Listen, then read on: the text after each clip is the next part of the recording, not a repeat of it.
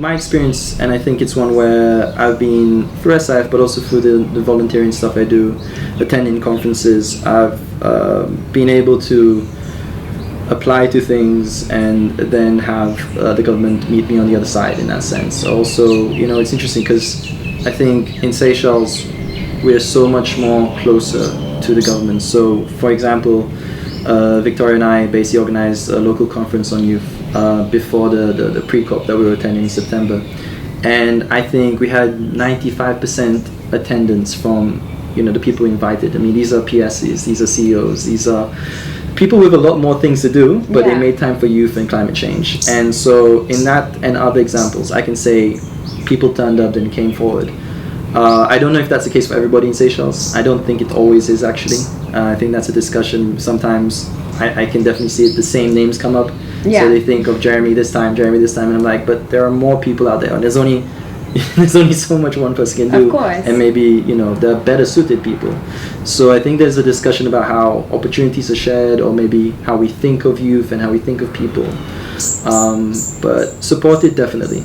And how do you think that opportunities are shared? Do you think that there is a pool of people that are favored and it's sort of recycled and it's hard for certain people or the new generation to kind of break into that circle? Or I'm turning 28 this year, and I think we've lived through some interesting political upheavals. Oh yes. And so I think we don't live in a system that we lived in before, where I think people were a certain family name. If you didn't vote for that party, you were not being considered. So I don't think we live in that moment now. I think there's a lot more movement in terms of where people can aspire, as well as where people, if there are issues, people can probably come forward and speak about it. So I think there's a transition there.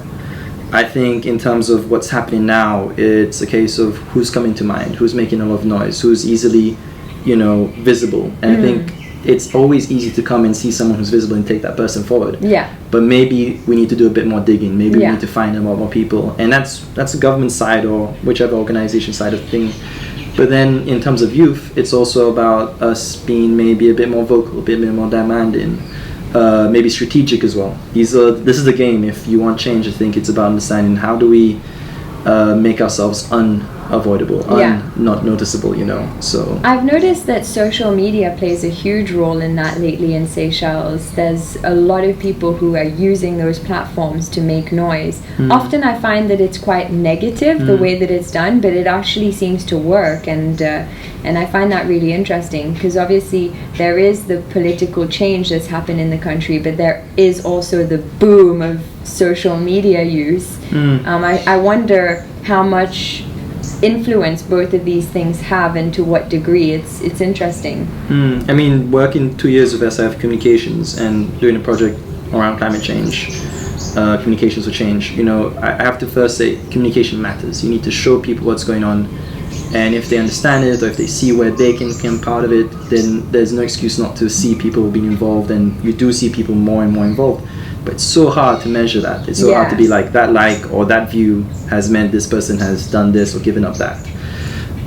But in saying that, I think that's the thing. It's a tool, and one tool works for one group of people or another. So social media, maybe in our age group, I think there's a lot of habits or knowledge or whatever that's shared, and you can see various circles or factions take those things on and bring them forward.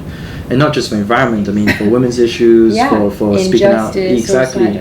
So there's a lot of things, social inclusiveness that's coming to the forefront now because of social media. But then I think of I'd say, your 40 to 60 demographic.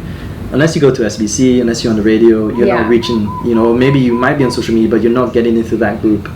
And I think that's the divisions are still there. And I think we need to, if you want to reach everybody, it's about really, and that's the thing, it's about knowing who do you want to reach firstly, and saying this is the tool that's going to get them, and this is going to be the one that invites them to see you in person. Because we have this amazing privilege in Seychelles where it takes 5 minutes, maybe an hour max, you can meet that person on this island without too much of a hassle.